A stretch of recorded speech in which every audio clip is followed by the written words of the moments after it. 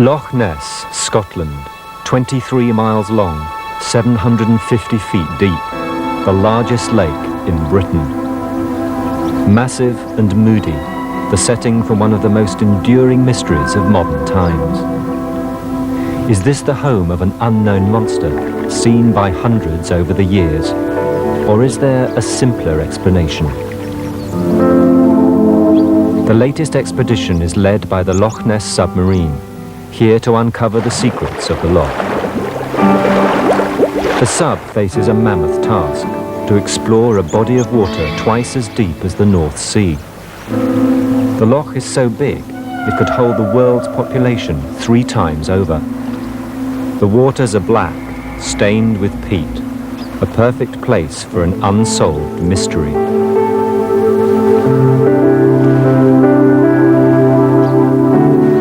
The mystery first hit the headlines when this photo of the monster was published in 1934. This is the surgeon's photo, so called because a London doctor, Robert Wilson, claimed to have snapped it early one April morning.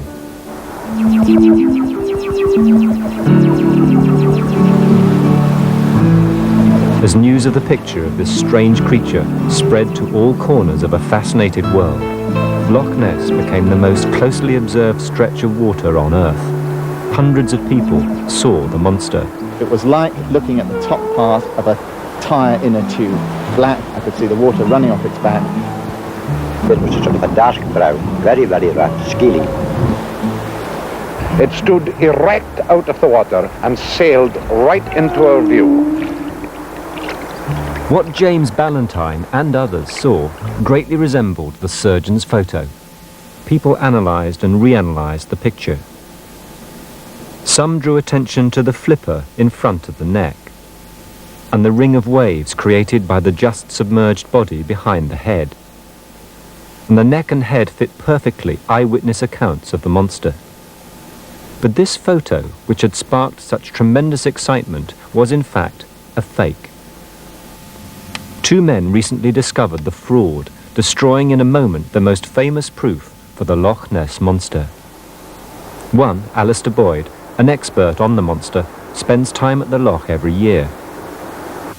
The other, David Martin, is a zoologist specialising in the fish of Loch Ness.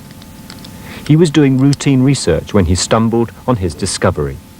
I was looking through some newspaper articles of the Loch Ness Centre, and I came across one of about 20 years old. In it, there was a publican at the Cross Keys pub in Chelsea who claimed that he had made a model of a monster in 1934 and photographed it. I thought, well, this is interesting. Let's see if the photograph that he's talking about is the same one as the surgeon's photograph. David Martin went to see Weatherall's stepbrother, Christian Spurling, who told him the whole story. It was Christian Spurling who built the model that fooled the world for 60 years. He told Martin he bought a clockwork submarine for 12p from Woolworths, made a 12-inch plastic wood monster head and stuck it on the conning tower. He gave it to his stepbrother Ian, who took it up to Loch Ness.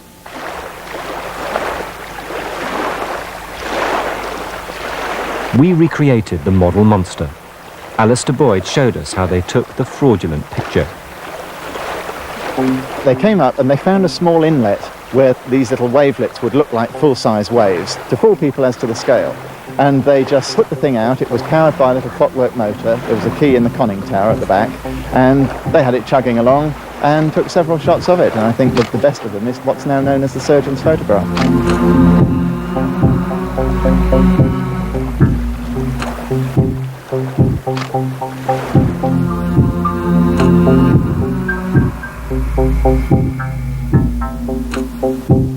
People thought that a surgeon would be beyond playing a practical joke. Robert Wilson was so ashamed of his role in the conspiracy, he fled Britain for Papua New Guinea and died in Australia, an exile. For his part in exposing the fraud, Alistair Boyd became known as the man who destroyed the Loch Ness monster. This is rather unfortunate the way this blew up in my face slightly, because I've now got this reputation, for better or worse, for being the man who's killed off the Loch Ness monster, and I have had a very convincing sighting of what I believe was a large unknown animal in the loch, just Here, where we're standing just out in the bay here, I was up in a lay-by in 1979 and saw this, what was obviously a very large, powerful creature, turn around just under the surface, and then a large, dark hump came out of the water, rolling forward, very like a whale, was there for several seconds. Neither my wife nor I saw it actually submerge because we turned around to look for the camera, but when we turned around again, the water was totally flat calm, not a ripple. The debunking of the surgeon's photo did not close the door on the mystery. Alistair Boyd is just one of hundreds who've seen this creature. But where's the proof? The hunt for the creature first went underwater 25 years ago. In 1969, the submarine Pisces led a major investigation. The United States sent the Yellow Submarine, and a leading cryptozoologist from the University of Chicago, Professor Roy McCall. My best guess is that we have some kind of mammal, possibly a sirenian. A sirenian is an animal related to the elephants, but completely aquatic. Now, the kinds we ordinarily hear of are the tropical ones, dugongs and manatees, and they're not very large, 10 or 12 feet. But there was a very large sea cow, which Steller discovered in the Bering Strait in 1740, which was about 35 feet long and would be quite large enough to account for some of the observations here. The underwater quest for the monster has been relentless. In 1974, Adrian Shine came to Scotland to find unusual mammals in both Loch Ness and Loch Morar. I did come as a naturalist. It struck me that there was an excellent wildlife mystery on our back doorstep, a soft option, and I'd be able to do it and go home. I've been here 20 years now. In a glass-bottomed boat, he first explored 200 miles of the shoreline. He then built his own bathoscope. He filmed looking upwards, hoping the creature might swim overhead. She didn't. Today, a new high-tech sub is here to uncover the secrets of Loch Ness.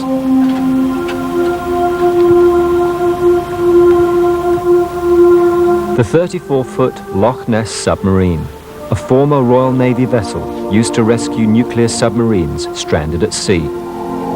Now it dives 750 feet down the dark depths of Loch Ness, searching for some trace of the 20th century's most elusive creature.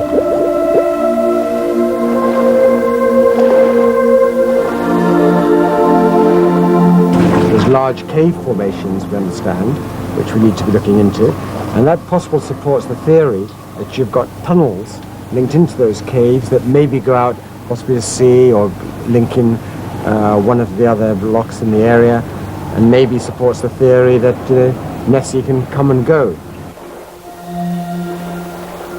On our underwater communication system, which is fairly low frequency, we've actually been hearing strange noises. Now, if we're in other parts of the world, we quite often hear on those frequencies, especially 10 kilohertz, dolphins or whales talking. One theory is it's maybe seals, of which perhaps 4 or 5 are seen each year. The other theory, possibly, it's Nessie herself.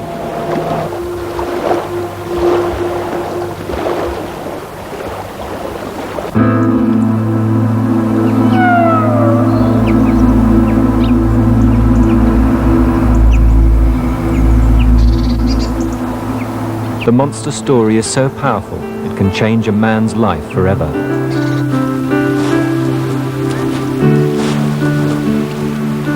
Three years ago, Steve Feltham gave up everything to try to film the monster. He believes good film evidence will provide the most convincing proof of the animal. He bought himself an old mobile library in which he travels all round the loch. It's his headquarters. His HQ is also his home and his workshop. He supports himself making clay model monsters. In the summertime, they certainly keep me ticking over, keep me in food and diesel around the loch, which is the main thing, which is why I make them, to support my full-time hunt, really. I'm sure one day that I'll get a good sighting of whatever's in here, and one day I'll get a good bit of video film off the things. That bit of film I'll flog to the highest bidder, use that money to buy a boat, get some echo sounder equipment, get more secure. A good bit of film will hopefully fund the next 10 years of this hunt. That may seem far-fetched, but that's exactly what happened to the most eminent monster hunter of them all. Early one spring morning in 1960, Tim Dinsdale, using a small Bolex camera, shot the most famous moving images of the monster.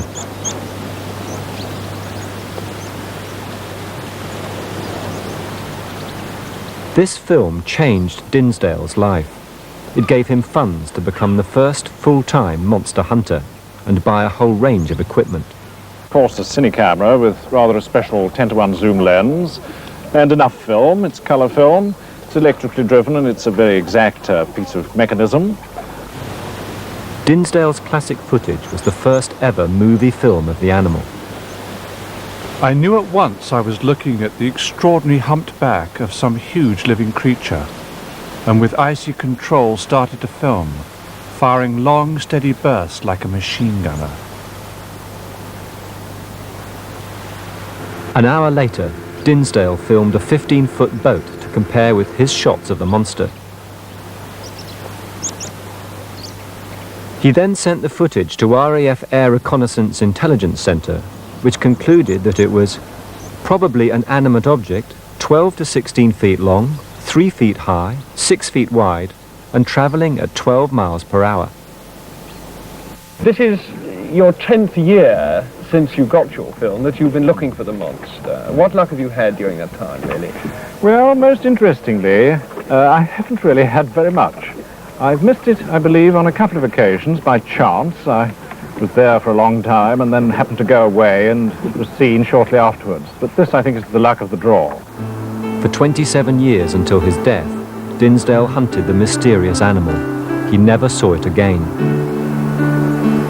He was not the only hunter. Others have filmed the creature. Inspired by Dinsdale, the Loch Ness Investigation Bureau set up camp on the banks of the loch. It planned saturation coverage for conclusive photographic evidence.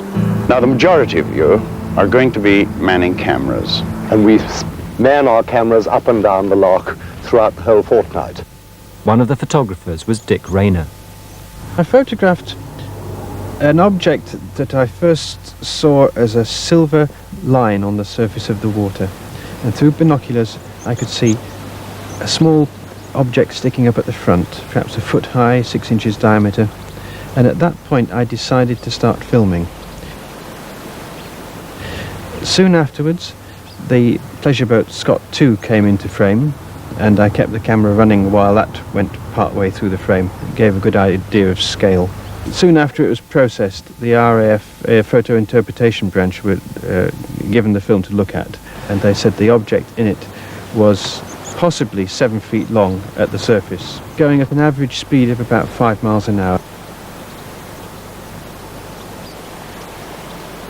This whet the appetite of the Loch Ness Investigation Bureau, which decided to harpoon the animal. In the late 60s, one of the objectives of the LNI was to obtain a tissue sample from Nessie. And to this end, we used to go out in a small rowing boat at night, dressed in wetsuits, armed with a crossbow. And on the end of this crossbow, there was this tissue sampling dart, which is hollow. And the idea was that when Nessie came up, you fired the dart into its hide and pulled on the line to retrieve a tissue sample, whereafter you beat a hasty retreat. I did 2 or 3 night drifts, but we never got close enough to see anything. But perhaps the most startling visual evidence to date was taped by a tourist at Urquhart Castle in August 1992.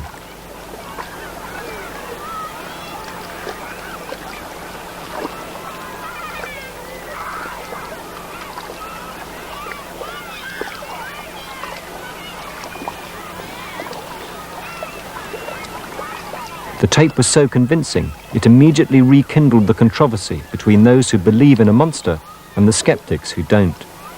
I'm amazed by what I've seen. I haven't seen anything like it. I think it's very unusual. I can't see an easy interpretation, but it might well be a large living creature of some sort. Now, the object is looks as if it's the interference pattern of two wakes that have come together and are forming interference between each other, forming what looks like an object, but isn't really anything more than just water. The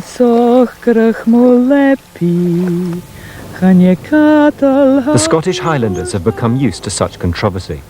They've long shared their home with this mysterious creature. They keep a weather eye on a loch whose mood changes by the minute.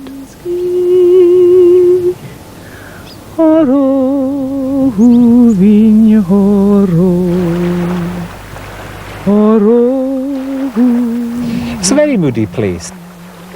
You get a lot of sort of very quiet days, you know, when there's hardly any wind, and then sudden gust will come down from the mountains and it goes all dark and wavy and choppy in the middle, you know, and sometimes the little shafts of light play like a kaleidoscope in the tops of the waves, so you can imagine almost anything moving, skitting across the loch. It's such an ancient myth, of course. It's well over 1,400 years since St Columba first saw the monster in the years 560, we imagine, when he was travelling to Inverness. And according to that myth, of course, he's supposed to have blessed the monster so that it didn't actually gobble anyone up. So Nessie is in fact perfectly harmless.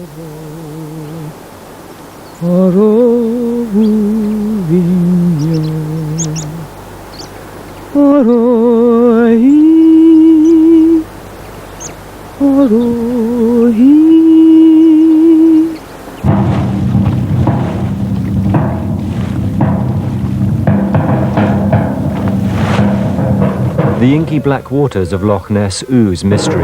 It attracts the strangest visitors. The French experimental artist Jean Abré wraps his boat in black plastic. He summons the beast from the deep waters. He wants her to baptize him.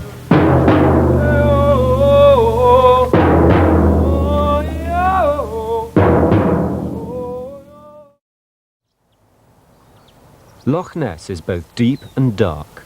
Dark because peat washed into the loch from the surrounding hills stains the water black. Deep because of the way it was formed. Loch Ness was created 300 million years ago when the tectonic plates moved, slicing northern Scotland in two. In the Ice Age, Scotland was buried under 4,000 feet of ice, so heavy it gouged out the fissure which is now Loch Ness. For scientists, the mystery is, what are the food sources? The loch is abundant with life, but is so deep and dark plants don't grow. 300 miles away at Lancaster University, Dr. Roger Jones is searching for the key to the secret of life in the loch. What we're studying at Lancaster is the food chain of the plankton in the lake, which organisms eat each other and which organisms are being eaten and leading up perhaps to fish production. We've got a 3-year contract funded by the Natural Environment Research Council to investigate the flow of carbon through the plankton food chain in Loch Ness. We work on carbon because carbon is the chemical element which is the fundamental building block of all life. The waters in the loch are stained with peaty material which is fueling the bacteria and onwards up the food chain to the fish. Here we see some of the phytoplankton from Loch Ness. The phytoplankton are at the base of the food chain. They're like the grass of Loch Ness. This is one of the zooplankton, a rotifer. This will be feeding on bacteria and small phytoplankton. This one we're rather excited about because it seems to be a new species which hasn't been described previously. Have you found Nessie? Only that you can see here on the picture behind us. That's our evidence. Dr. Jones jokingly dismisses the monster. He's one of many skeptical scientists who refuse even to discuss her. A lot of the eyewitnesses to sightings of the monster are people who, in the view of a lot of people, have tremendous credibility, the kinds of people who would be... I'm not going to answer any questions on that kind of thing.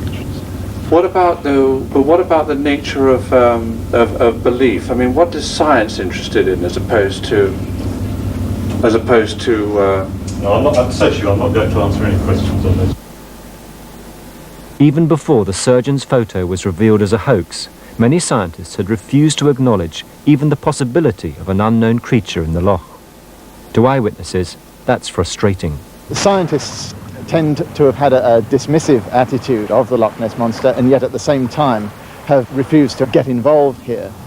I think because the security of their job probably depends on them supporting the status quo, basically. Nobody really wants to stick their neck out, as it were, and go looking for what they may find an embarrassment in their careers. What scientific research there is on the loch is underfunded. The sub takes tourists down to subsidise its operations. Today, the scientists are studying plankton.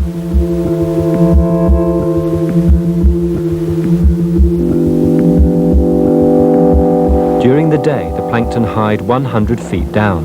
They can only be reached by submarine. What I'm going to do now, as we've come to a hover inside the lair, is turn on the lights.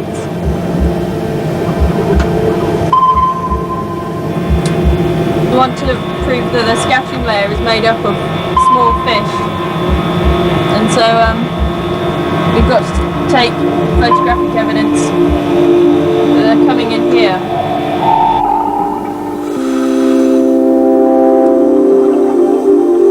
What we're seeing outside the window at the moment is your basic food chain in life. And the question is there enough food out there for Nessie? Today, the amount of food in these waters is one of the great issues in the Loch Ness controversy. We believe there are only 20 tonnes of available fish as food in Loch Ness. You have to divide that by 10, you get 2 tonnes of monster, tops. Now, the trouble with that is, if you want a resident population too, you've got to divide it up again, maybe by another 10. It looks pretty bad for very large resident predators. But believers in the monster question the credibility of the scientists' data. I have my suspicions about the fish counts that have been done in the loch. Certainly one big project that was here last summer, their fish count, even talking to those scientists at the time when they were doing it, they were trying to work out the fish population, and they were saying that they were constantly coming up against areas of the loch where the salmon were running through, that landowners were saying, don't go in there doing your netting and sampling because that's too delicate an area, that's the salmon runs. The problem with these analysis of the amount of fish in the loch is that they're always subject to review. One scientist will tell you it's 1 tonne, another scientist will say it's 20 tonnes or 27 tonnes, whatever. Yes, that's true. The first surveys were done by myself and the hydroacoustic unit at Royal Holloway College. But how do you account for the fact that there's such huge differences amongst the scientists? Well, most of the estimates centre around 20 tonnes. The first 3 are within the 20s, and that's certainly within margins of error. The estimate of 1 tonne I find difficult to believe myself. The strongest evidence that we have in this case is the eyewitness testimony, and this is what scientists by and large have turned a blind eye to. Although I'm completely behind the scientific work that's being done at the loch at the moment, it's just general scientific work to find out about the plankton with fish life, whatever. We need something specifically aimed at looking at the sightings of the Loch Ness Monster. Despite the scorn of the scientists, the eyewitness reports still pour in. They remain the most compelling and irrefutable evidence for the existence of a creature unknown to science. In total, there have been more than 1,400 recorded sightings. I came down this way here, and the man was standing there. He was pointing out to the middle of the loch. That's the very spot between the trees. It was halfway between this shore, and the other shore. And there was this animal, or whatever it was making his way over this way, over towards this shore here. He had 2 humps and a long neck, and we watched it for about 4 or 5 minutes, and he came and dived down. And when he went down, it left that oily patch on the surface of the loch. I was driving from Inverness towards Drumnadrochit, and I saw what I thought was an upturned boat on the other side of the loch, just near doors. And when I looked again, there was nothing there. It was large. It was a grey, blacky, mottly sort of a colour. 4 years ago, I was fishing down about 6 miles down the loch, And a flipper came out of the water about 2.5 feet wide by the same tall. And I could see how thick it was and the colours of the white and it went into black dots. And then I got a bit of a fright and I took off for the bushes.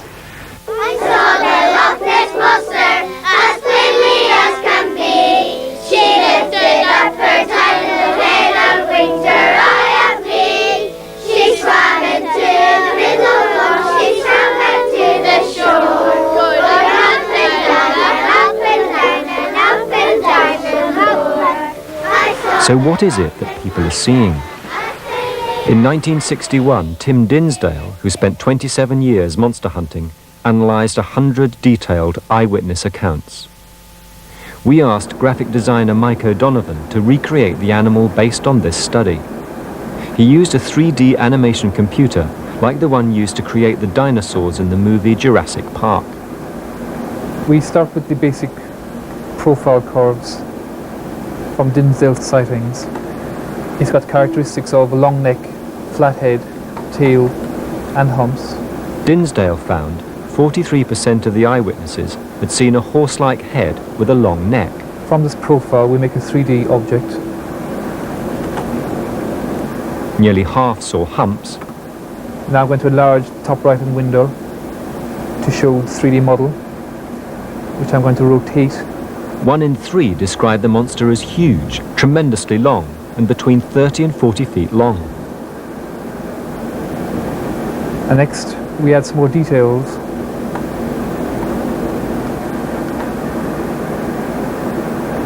And once we've got the basic model, we need to add skin texture and colours. Most sightings reckon that it's a skin-like surface rather than scales, which appeared rough up close, but from far away it looks quite smooth, which the water would have that effect for reflections. Battleship grey was one of the most commonly mentioned colours, or like the hide of an elephant. So once we've got our basic model and our colours, we can look at it in 3D, we can look around it.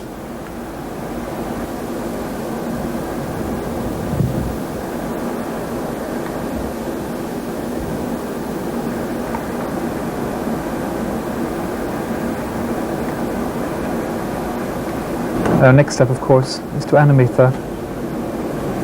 People have said they've seen her playing on the surface, and then once she hears a noise or she's spotted, she swims away very quickly.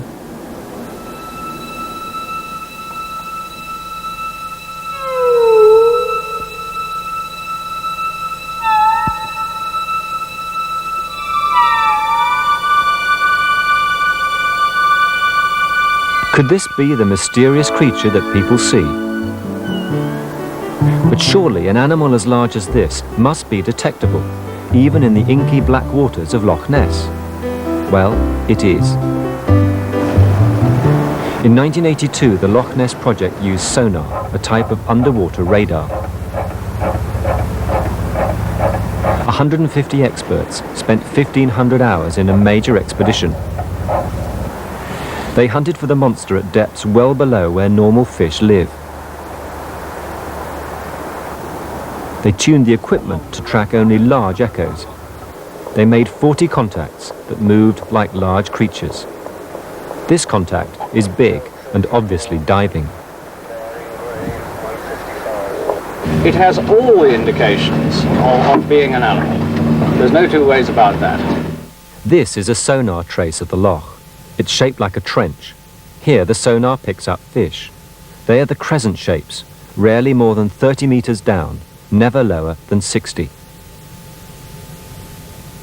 Here's a significant contact. Too big for a fish, a very strong target moving up and down. And here's another strong contact, diving steeply toward the bottom. This one is the best. 2 strong contacts, 270 feet down, slowly moving together towards the surface. Another sonar made this contact at 140 meters. The color indicates a signal of maximum strength, and while it was monitored, the target dived. If these contacts are animals, then these are probably Loch Ness monsters. Encouraged by this success, the Loch Ness Project and its leader, Adrian Shine, spent the next 5 years planning Operation Deep Scan. Keep faith with all the maligned eyewitnesses who look to you for vindication. Operation Deep Scan was the biggest in the history of Loch Ness. A fleet of boats equipped with sonar which could pick up fish 3 inches long, hundreds of feet down. For 2 days, boats were strung out across the loch, their vertical sonar creating a moving curtain. They produced a highly detailed map of the loch floor. They chased contacts in the water with scanning sonar. As the boats turned and moved back across the loch, experts compared the new reading of the loch bed. They planned to investigate prominent stationary objects, but what they really hoped for was a moving feature, because that could be the monster. On the first day, 2 sizable unidentified moving objects were discovered at the bottom of the loch. The next day, the boat swept the area again, making a strong sonar contact, and the position had changed. When a support boat went to check it, it had gone. All it left was a faint line on the sonar trace, nearly 600 feet down. They are of a strength greater than any of the fish we are familiar with in Loch Ness. Deep Scan was a major success. 3 significant echoes of moving creatures larger than sharks, but smaller than whales. What could they be? The largest fish in the loch are salmon. Something big is down there, but what is it? The sort of creature that could come into the loch would be a sturgeon. It is conceivable that the largest freshwater fish in existence could have made its way in the past up into Loch Ness and started a tradition. For years there were rumours of monsters in Lake Washington in the United States. Then in 1987 they caught a sturgeon, a huge fish weighing half a ton. Steve Feltham takes a sceptical view of this explanation. Time and time again I talk to local people that see things. The most common characteristic is this upturned boat cutting through the water. Now, being aware of this sturgeon possibility, I always quiz the witnesses as to whether or not running down the back of that thing is a row of fins, which a sturgeon always has. And not any of them out of maybe 100 or 200 people that I've spoken to over the time have ever seen these fins on the back of it. If Loch Ness's mysterious creature turned out to be something as mundane as a fish, it could devastate local tourism. It is the best known thing worldwide in Scotland. The exhibitions in the village, for example, you're talking somewhere in £3 million worth of business. You're also talking about employment. We have given Scotland something like £10 million worth of free advertising.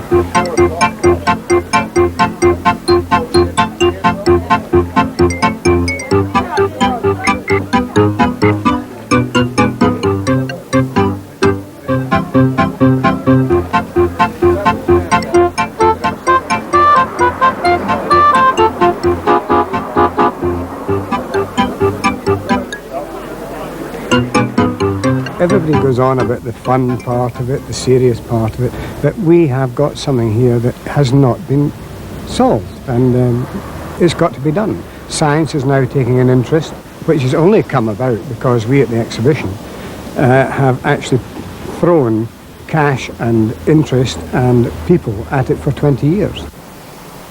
Science is no closer to identifying the beast, yet still there are sightings of the monster. While we were filming at Loch Ness, James Brown, a local Highlander, not only saw it, he photographed it.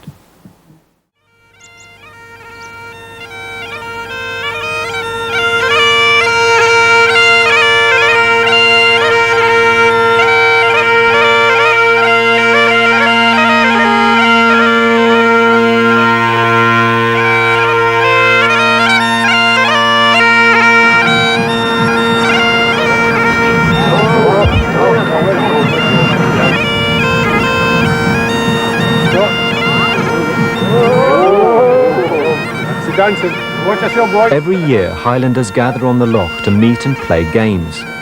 They've known about the monster since time began. It's part of their heritage. Many of them have personally seen the creature. Monster sightings occur so frequently at Loch Ness that during the making of this film, the beast was not only spotted but captured on camera. Jim and James Brown, father and son, were out hunting, armed not with guns but cameras, Jim with his Hi-8 video and James with his 300mm lens.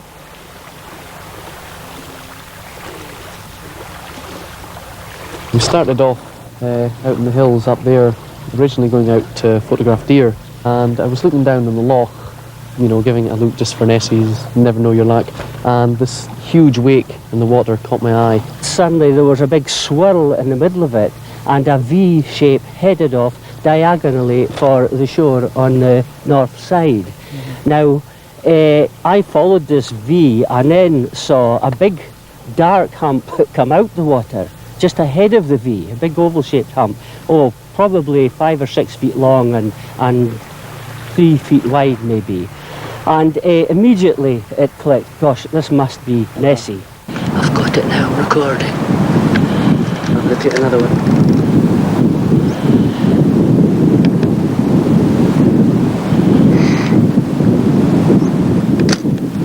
I'm going to get down so I can get a...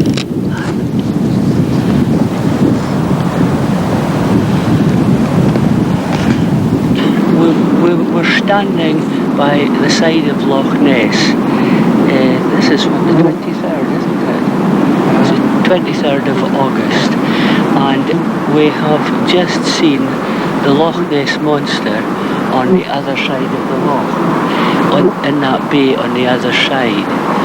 Now, it's a long way away, and James took a couple of shots with the Nikon and a 300mm lens. This is what we saw. Now, obviously, you need to have been there to appreciate what we saw, really, but I'm sure you can make out the disturbance. I was trying to hold the camera as still as possible, but it was rather difficult.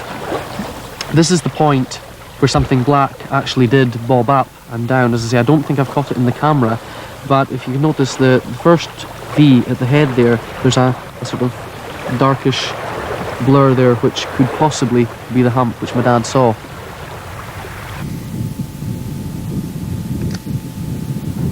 But what did Jim and James see? A monster? Or just a wake? While we were at Loch Ness, we filmed these 5 creatures. Are they Nessies or ducks? Dinsdale says he filmed the monster. Skeptics say it's a boat. Was Rayner's film the monster, or was it wildlife? Was the tourist video only wakes or seals? What does an eyewitness see? 20 years after beginning his hunt for the creature, Adrian Shine hasn't yet seen it. He wanted to, but nowadays he's more skeptical. For him, eyewitness accounts are perhaps just a trick of the light, with everyone interpreting their sightings in their own way.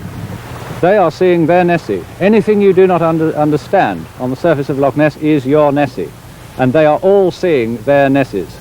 But even this explanation looks shaky when you consider one of the most famous sightings of all.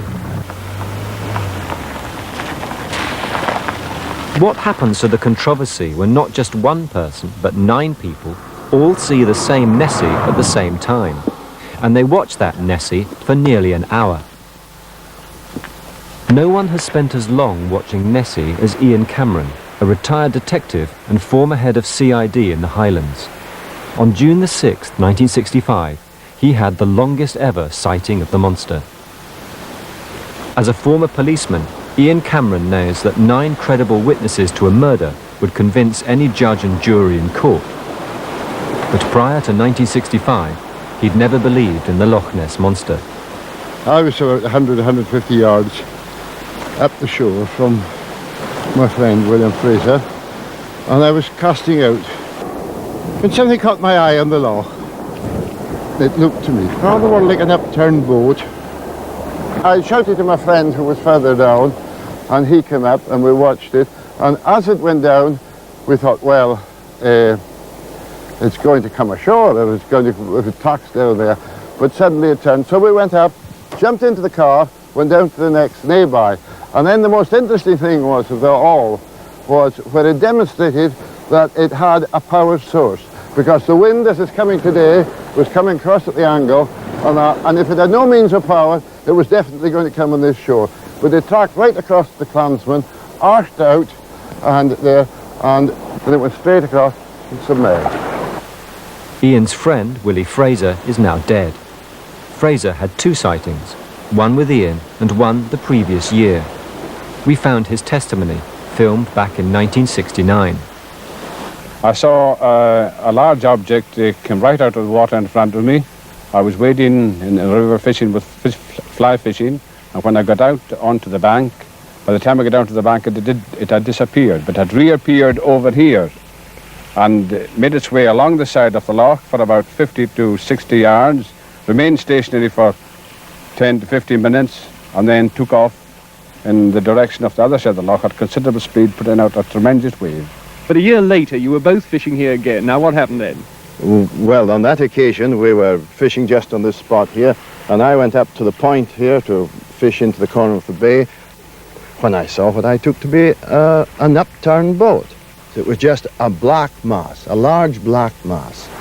We could see cars on the other side, and we obviously realised that 2 or 3 people had run out. You could see the movement on the road on the other side, and we realised that they were seeing what we were seeing, but from the opposite side. And as it turned out, there were 7 people actually watching it from the Drummadrochit side. The author Ted Holliday was one of the 7 independent witnesses across the lake. He raced down to the loch to get closer. On the other side of the loch, I could see 2 men who were quite obviously watching the spectacle. As it passed up the loch, it visibly increased its speed. It was starting to come across the loch at an acute angle. The men were hurrying up to their car. Several times it submerged, only to reappear until at last it disappeared. That day, 9 people saw exactly the same thing from different parts of the loch. A large, black beast looking like an upturned boat. Sightings, yes, but it's not science. The problem with an eyewitness testimony is that it's a personal testimony, which nobody else can ever be sure about the value, the validity of that personal testimony. Scientific research of the kind that we've been doing produces data which are open to criticism by the scientific community, who, if necessary, can go out and repeat our experiments, our surveys on Loch Ness, and hopefully would arrive at the same conclusions with the same kind of data that we've produced. I'm perfectly satisfied with the evidence that I would submit. A, you can establish the locus, you can establish the time, you've got an eyewitness who's corroborated by an individual here, and in addition, you've got 7 other witnesses who completely foreign to the 2 initial witnesses, and we don't even know who they were yet to this day. And they saw what we saw from the opposite side, and that, in my opinion, if it was submitted to any court of law, judge and jury would accept it without question. If they say it can't be supported by food, well, it may live on fresh air. I mean, I'm not going to worry about what it feeds on, because I actually saw the thing. On board the Ecos, Adrian Shine and the Loch Ness Project embark on their latest venture, Rosetta. Shine still believes the loch hides important secrets. Not a monster, but secrets vital to our understanding of the planet. Today they'll take core samples from the bed of the loch. The reason we've actually got the bucket there is so that you can take this to any lake anywhere and fill it with gravel at the lakeside and still take cores. Okay, John, I'm going to take it off the gunnel.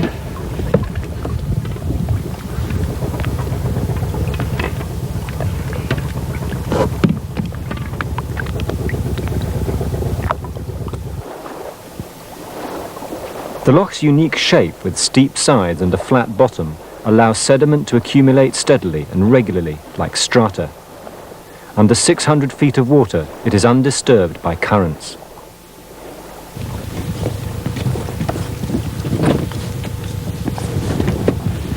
Right, that's it. Where do you know where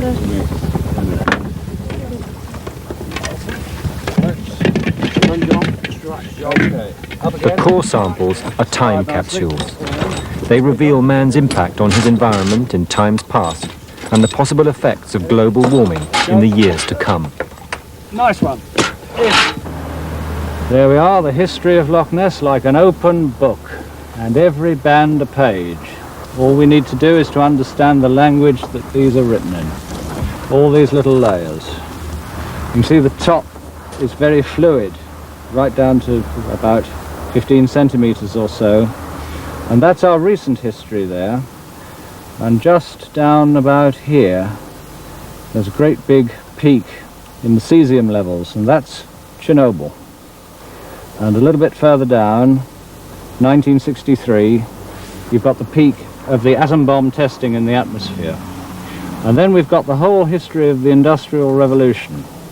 Going back down, we've got high levels here, for example, of carbonaceous particles. They're generated by burning fossil fuels. Big increases of lead, copper and zinc as the atmosphere was steadily contaminated.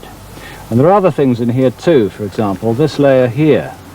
We think that's 1868, a great flood brought all these clay particles down out of the hills, and they settled down after the flood to blanket the northern basin.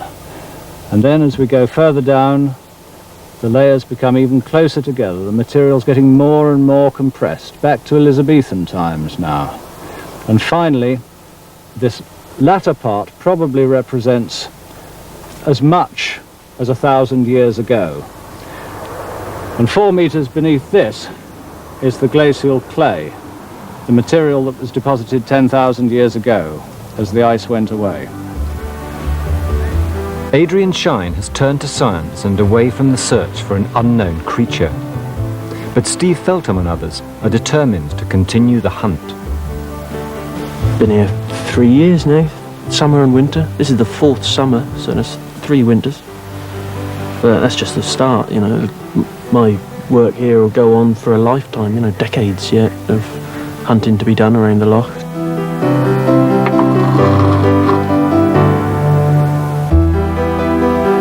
I'm not sure I want to find it. I'm not sure I want to prove once and for all what's in the loch. I think whoever that person is will go down in history as being the man that destroyed this beautiful mystery. I don't think Highlanders give up their myths so readily, but as I certainly wouldn't. You know, I certainly believe in it as long as I'm here anyway. Perhaps Highlanders have become a little bit more reticent because of the scientists and speaking about the Loch Ness monster. I think that's a great pity.